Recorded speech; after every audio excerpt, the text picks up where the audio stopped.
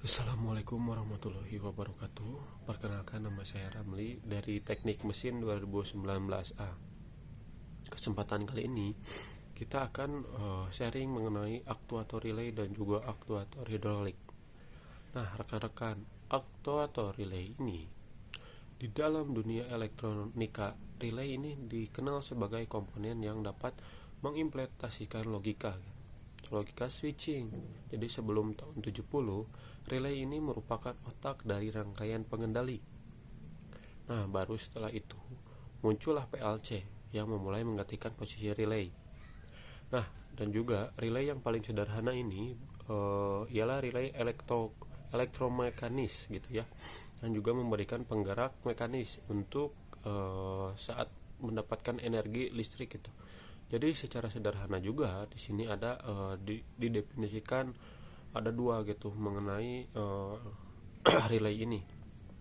Yang pertama, ada alat yang menggunakan gaya elektromagnetik untuk menutup atau membuka kontak saklar gitu. Terus juga ada saklar yang digerakkan gitu. Terus juga secara mekanis dari daya atau listrik, dan juga merupakan saklar gitu yang dioperasikan secara listrik, dan juga merupakan komponen elektromekanikal gitu. Jadi terdiri dari dua gitu ya. Dari dua bagian. Ada utama yakni elektromagnetik atau coil, dan juga mekanikal seperangkat kontak itu saklar atau switch. Dan juga ada relay ini menggunakan prinsip elektromagnetik. Jadi untuk menggerak kontak saklar, dan juga sehingga dengan arus listrik yang kecil gitu atau low power ya biasanya, dan juga dapat menghantarkan listrik gitu dengan tegangan yang sangat tinggi gitu. Terus juga ada kontak point. Nah, relay juga terdiri dari dua jenis gitu ya. Ada NC dan juga NO. Apa itu NC gitu ya? NC itu normally close gitu. Jadi kondisi yang awal sebelum diaktifkan akan selalu berada di posisi tertutup gitu atau close. Juga ada normally open gitu. Nah, normally open ini juga yaitu kondisi saat awal sebelum diaktifkan, jadi selalu berada di posisi open gitu atau terbuka. Nah, jadi fungsi relay ini juga ada beberapa fungsinya. Yang pertama ada sebagai remote control dan juga penguasa voltage atau penyesuai voltage, bukan penguasa ya, penyesuai voltage. Dan juga ada penguat daya, dan juga logika kontrol. ada lagi frekuensi tegangan, dan juga pengatur putaran motor DC gitu. Jadi arti pole atau dan throw pada relay ini, karena relay ini merupakan salah satu jenis saklar gitu. Jadi maka ada istilah pole atau throw gitu yang dipakai dalam sekitar yang dipakai pada saklar tersebut gitu. Dan juga pada relay ini.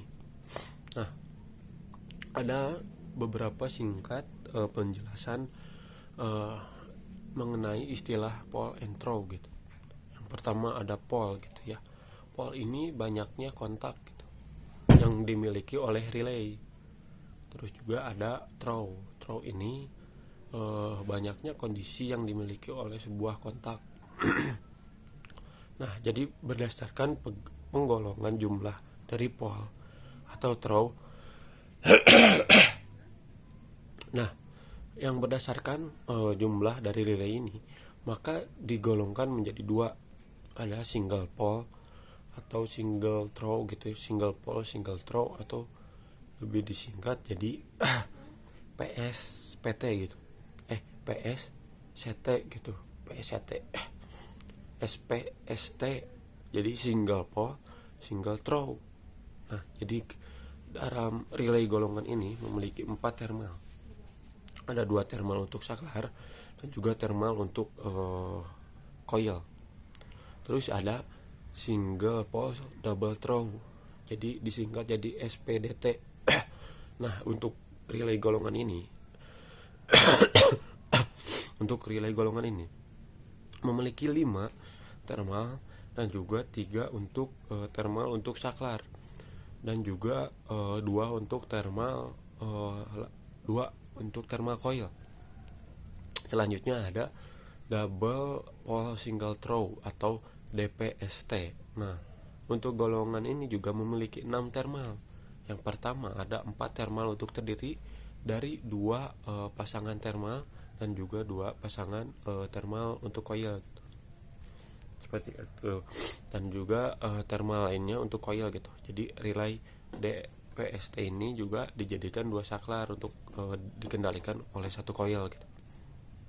Juga ada double pole atau double pole double throw, yaitu DPDT.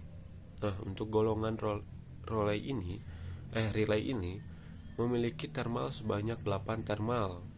Terus juga diantaranya thermal ini merupakan 2 pasangan relay dari SPDT dan juga yang dikendalikan oleh 1 single ya, atau single coil. Nah, jadi sedangkan 2 thermal lainnya untuk coil selain golongan relay atas juga dapat juga relay yang hold dan throw-nya melebihi dari 2. Jadi misalkan 3 DPT gitu, triple pole atau double throw. Nah, maupun 4 PDT yaitu 4 pole double throw. Nah, jadi seperti itu mengenai aktuator relay ini. Nah, ada juga prinsip dari aktuator hidrolik. Nah, jadi prinsip dasar dari sistem hidrolik ini juga sebenarnya sangat sederhana, yaitu gayanya diberikan dari satu titik dipindahkan ke titik lainnya. Jadi menggunakan cairan gitu ya, hidrolik ini. Nah, cairan ini dimempatkan gitu. Jadi cairan yang biasa digunakan oleh fluida atau oli gitu ya, komponen dari cairan fluida ini dimempatkan gitu. Nah, terus juga ada komponen-komponen dari hidrolik ini. Kalau yang pertama yaitu pompa. Jadi pompa ini juga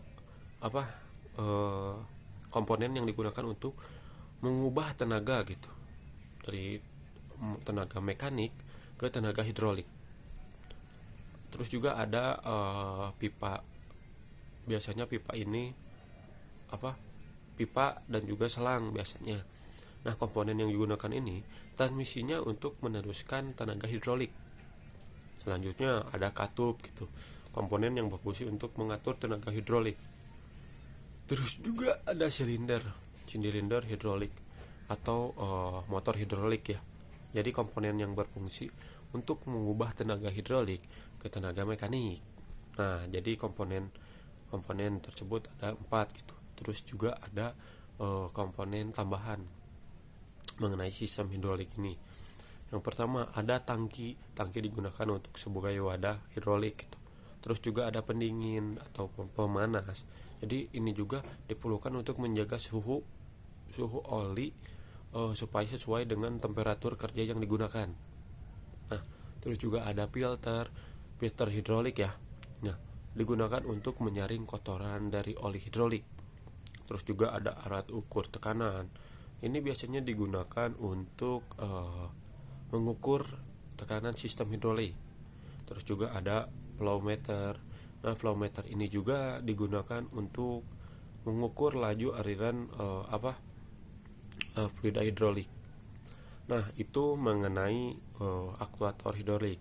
Nah, mungkin penjelasan mengenai aktuator relay dan juga aktuator hidrolik dicukupkan. Mohon maaf bila ada kekurangan kata-kata. Terima kasih. Wassalamualaikum warahmatullahi wabarakatuh.